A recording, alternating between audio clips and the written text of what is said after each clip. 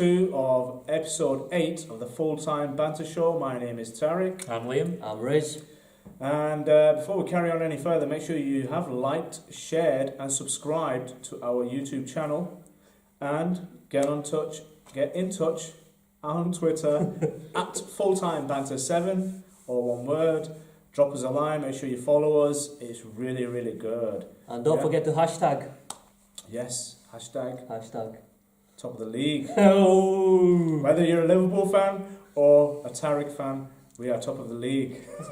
We're taking a straw poll on that, boys. What are we doing? Anyway, Hashtag Tariq fan. if you were watching last week, you would have seen Liam turning the air blue. Yeah, he had quite a go. He just let loose last week. I missed that, Liam, last week. Oh, sorry, Riz. You must have caught up on the video, hopefully. Riz. I did. Listen, I'm a host as well as a vivid audience member as So, well. on the notes today, in the script, surprise, quite pleasing for me, it just says again, a rant by Liam.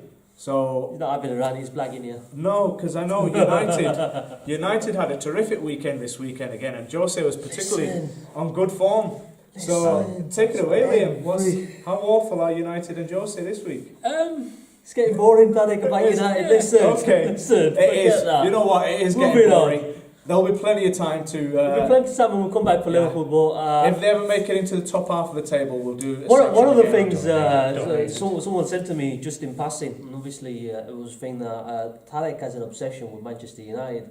Are you sure that he isn't really a United fan deep down secretly? Because he's always got United on the tip of his tongue. He's like, what's happening? Listen, all it is because of exposure now, yeah. Because as a Liverpool fan, we've had this. You get your marketing. We've had this dog's abuse for the past 20 years, and now it's only been 3 years, and they're bored already. They don't like to hear it. They don't like to hear it. So all it is now. I said to you all day long, Tariq, I'm happy to hear it, but we're happy to give it back and give and take. Yeah. We're not going to be talking about how we're not going to digress. Awful United are again this week, or what a raving lunatic Jose is.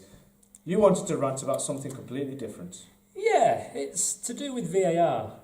And I'm guessing if you're watching the show, you should know what VAR is.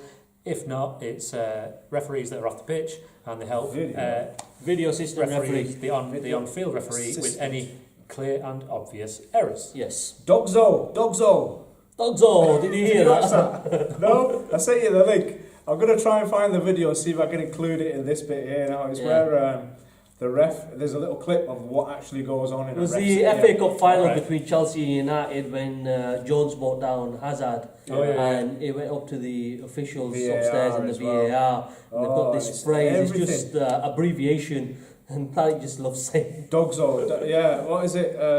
I can't remember exactly what it stands for, but off the top of my head now, but it's just hilarious, just listen to Dogzo, that's what you mean. It's an acronym for direct on goal or something.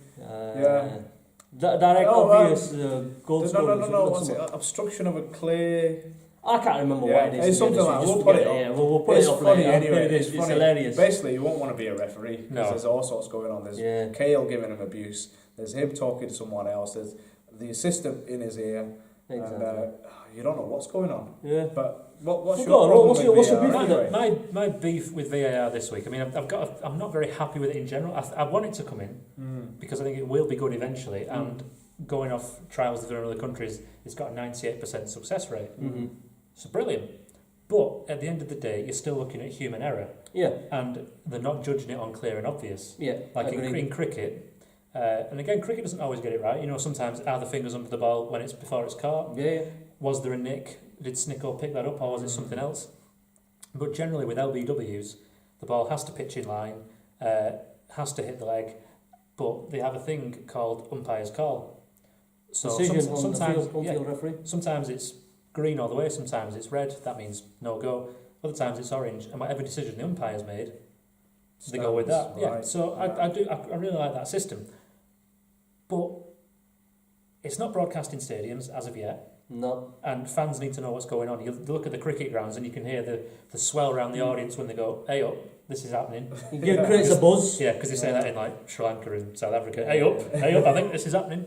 But my main annoyance with VAR this week, and it's more to do with the EFL, is it was used this week in some League Cup. I refuse to call it the sponsored title. I refuse to call it the sponsored title. It was used this week. It's been used tonight as well. Yesterday. How many games is it? 4 games.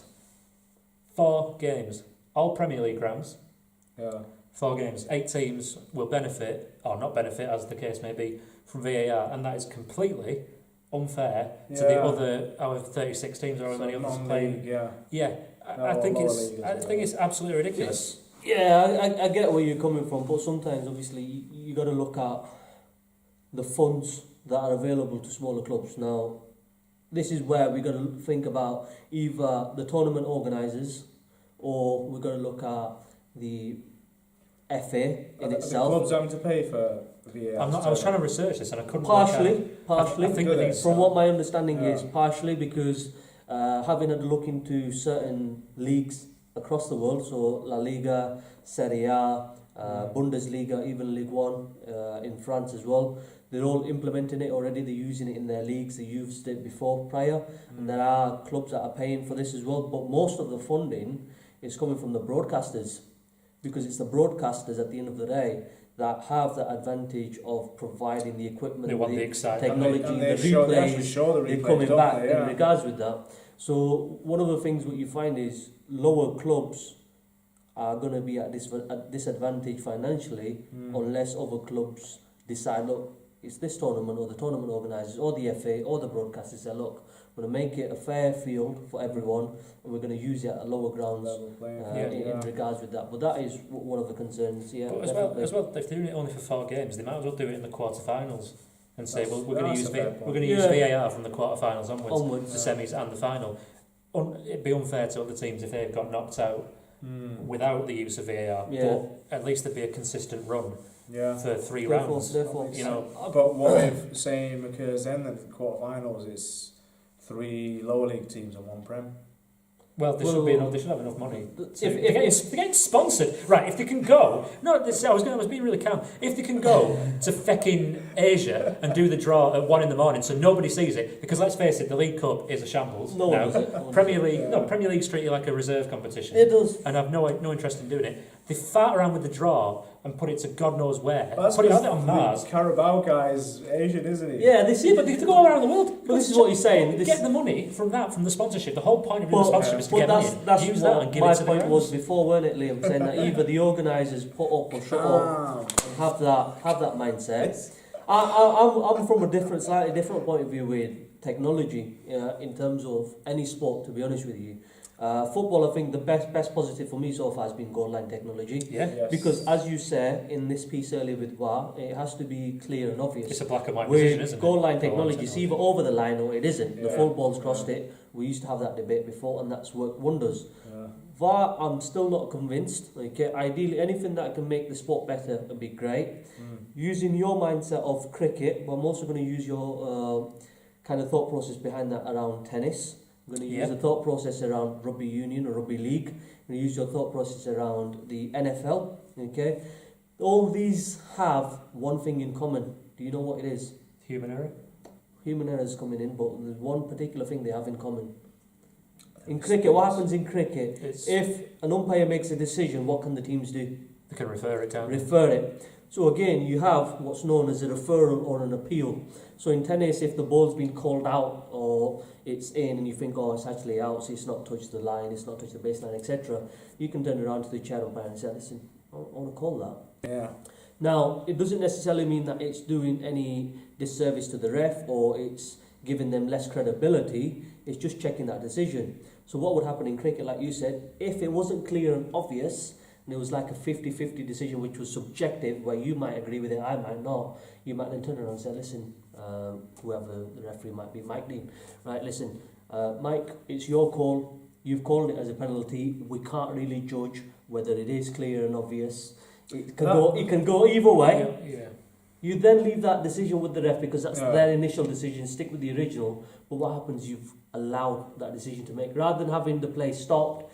Has there been any infringement beforehand? Has this happened? Has that happened? That's all fair enough, Riz, but I mean, in the case of cricket, flipping out, they play it over 5 days. You've got it's not necessarily 5 days. You have that in one-day cricket. You have that in. But to be fair on that, it is every ball or delivery, it's one delivery and then they have to reset, and that can take about 30 seconds. Football is a free-flowing thing. It could be in play for another 5 minutes and something could happen, but you have to drag it back 5 minutes. We talk about that. You talk about how the game stops. I'm not saying like I'm for that kind of sense, but I'm saying they should use that mindset in regards with that. Because what we have at the moment sometimes is we see in games where something's happened, the ref isn't sure, okay, what will he do? He'll go over to his linesman, what is it, what's happening? And he'll stand there around chatting around for 2 minutes, you know, what this, that, the other. That's going to slow the game down anyway. True. I think the only thing that needs to improve is the communication.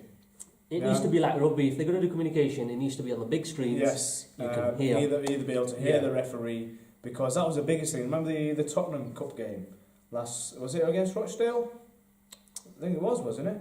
They played Rochdale twice because they drew first and then they played them again. And I was there. It was snowing. Wembley, yeah. And you know they were stood around for 5-6 minutes. It was a farce, wasn't it? It was it was. But to be fair, it's got better since then, hasn't it? It's now seamless almost. It's interesting. It does make it does make it interesting, but I think I'm one of those individuals who would prefer still having that element of referees making the decisions themselves. I mean, we can sometimes, because I think in that video as well, if I can find it, I will try and include it in our section. I think he does overrule it at one point. Yeah. So this is what I'm saying. In terms of a referee, you've got a referee, you've got an official. Yeah, we know how hard the job is. Yeah, we know it can be. With the naked eye, you can see things once and that's it. That's all you get the advantage of. You don't get replays. You don't get someone speaking down your ear all the time saying constantly this has happened or you've got to make this decision. You just do it off the cuff because of what you see. Now, for me, that's what football is. It's in the moment. You make the decisions based on the moment. Yeah, we've had football going on for so many years before this technology come in. It makes conversation. You know, we can say, oh, look, we were unlucky to get a penalty. We might say, oh, that was a bit harsh. You know what, that was a right red card. But you talk about it. It's a talking with VAR. It's unfair though, because. But listen, it's like been going on. It's been going on for so long. But that's just what you get, and it's just the way it is. I think, you know, like I agree with what you're saying. It is unfair. I get that. And for example, if the shoe was on the other foot, I would say, like, if it happened, for example, to United playing in a major final. Something happened, you think, right, it's gone against you. Yeah. But if it went for you, you'd be like, you're all for it. Yeah, it's wicked, it works. Yeah. For example, at the moment, I'm okay. We haven't got that because Mane's goal was offside. But this is what I'm saying. You know, sometimes you know we just let things take its course naturally. Things that don't slow the game down. Football is a fast-paced game. You know, barring injuries. That is the only time I think that the play should be slowed down on substitutions because of the nature of the injury, depending on how long it takes to bring a player on or off the pitch. Celebrations. If you are going to do something with VAR and you're going to check something, you're going to check if it's for offside infringement, you'll do it while the players are celebrating. If you've got VAR in the background, there's always going to be someone playing that video back by the time something's happened because there'll be phases of play. Now, you don't need to slow the game down because what happens is you talk about momentum. You talk about putting pressure on a team. You talk about how certain individuals in a team work together. So as soon as you have, like, I don't know, in other sports, you have a drinks break, you come back on. You're not quite up to speed again because it's going to take you a little bit again to get going again. But so that momentum takes it away, and I think they are getting better with it. And I think the only thing, the final hurdle now is the communication to the spectators in the stadium and the players. Yeah. That needs to improve because everyone at home gets to see it. We see the replays. We know that they're trying to make a decision, but there's no communication. So I think I'm for it, and I think it's getting there. It's just making the ref's job a lot harder. My point of view, from says cynic, from my point of view, we've been on about like how referees should, for example, come out to the media like the managers do or the players do. Post-match, come out and say, look, I made a decision based on what it is, So obviously you've got decisions to help better improve a team's capabilities of winning a game or not. You know, it could be £140 million job if you're in the playoff in the championship. Get that, it could be all end all. Could be a final decision that's made, something that can help you. But sometimes I think with VAR, it also doesn't do the credibility of referees any good, because what people are going to end up start doing is relying so much, which I saw in the World Cup myself, was as soon as some decisions happen, like a foul here or a foul there or an offside, they're all going straight up to the ref and they're just doing that, making the picture and the sign. And you just think, hang on a minute, is the official in the middle? Yeah. But isn't that the same as the one that just flashing the card, the imaginary But this card? is what I'm saying, this is what we don't need in football more, because... Well, the point being that there's always just going to be something else. You're gonna have something else, but I don't think VAR is the decision. I honestly don't think it's the decision that's going to improve football. Like I said, it has its benefits, but I think there's too many negatives within that. So for me, I don't think that is going to be. You're not a fan of VAR? I'm not a massive fan of VAR, and I think if they were to do it, I think there should be like an appeal system where a team, if they want to challenge... That just makes it more long-winded though. That's countering your own argument. No, it doesn't make it long-winded. No, it doesn't make it long-winded, because what you're not doing is, after every offside, after every foul, after every penalty decision, after every free kick, you get 2 chances. And that slows it down. It doesn't slow it down. It doesn't slow it down. Your only whatever argument against it was that it should be across the board, not for the lower leagues? It should be across the board, and also they need to work out when it's a clear and obvious error and when it's not, because I think it's going to see things over. That's always going to remain. It's going to be subjective. It's always going to be subjective. But so I think we'll still have the World Cup. We still had debates about what was clear and obvious. We were just angry at the 28th official instead of the referee on the pitch. Definitely. Well, I hope you've enjoyed the debate and the argument. It's been maybe more of a rant from Riz than it has been from me. I don't think it was more of a rant. It was just a case of, look, there's ways they can make it better. I'm all for change, but the change has to be done for the right reasons. Not change for change's sake. You know, we've got technology, for example, goal line, it works. Yeah, Football does not need video assistant referees, in my opinion, because you've already had a load of other stuff where you've got 5 referees in the Champions League. We do Sodo, standing in the sidelines, 2 behind, and then you've got like 10. Then you've got like 10 people in watching a room a game, watching a game, and all coming up with different decisions. And I don't think it's going to work. Let us know where you stand. I'm for it. Liam is for it, as long as it's an equal playing ground for everybody, all 92 clubs. And Riz, not quite there. I mean, we couldn't tell there. Riz sitting on the fence a little bit. But let us know where you stand, if you're a fan of it, how you think it should be improved, any of your thoughts. Let us know in the comment section below. Please make sure you like, share and subscribe our video. Yes. And do get on Twitter at fulltime banter7. I can tell you, as a cynic, I am a cynic of social media and Facebook and all of that nonsense, but I love it of late. I have been converted to Twitter, although my circle of followers and people I'm following are purely Fantasy League and Liverpool. Yeah, so it's a lovely bubble to be in. We need that code. We need the codes, Riz. But get on there, get on we Twitter. Have them. I just can't be bored, because you know what's going to happen. The minute we start typing something at full-time banter 7, Tarek's going to go in and there's going to be edit, because you can edit tweets. I'll put a counter argument to it. Yeah. No, you won't put. It'll just be, I'm right, you're wrong. Lead me to it. I'm a Liverpool fan. Who's top of the league? See ya. Who's top of the league? Anyway, ignore him. Just ignore him, guys. Get on Twitter. Make sure you follow us, because the biggest reason I'm saying is, especially for the people on doing the Fantasy League, there's so much more information on there, and I'm able to retweet and send out so much more, but I can't via any other medium unless you're on Twitter. To these guys I can. They're on the inside now, they're in the know. Yeah, that's why they're slowly climbing up that table. Whatever. Yeah, we've kind of been nice to you, given that you've had an awful play over the last couple of years. So yes. Okay, anyway, get on Twitter. There's no film section this week. Will be during the international break. I'm going to give you a couple of little hints. I'll send the messages out again. I'll send it via Twitter. But the first one coming up is going to be our favourite martial arts film. Yeah? New or old? Favourite martial arts films? Because we had a bit of a debate. Is martial arts a sport? Because when we did the favourite sports films, I said no, it's not a sport.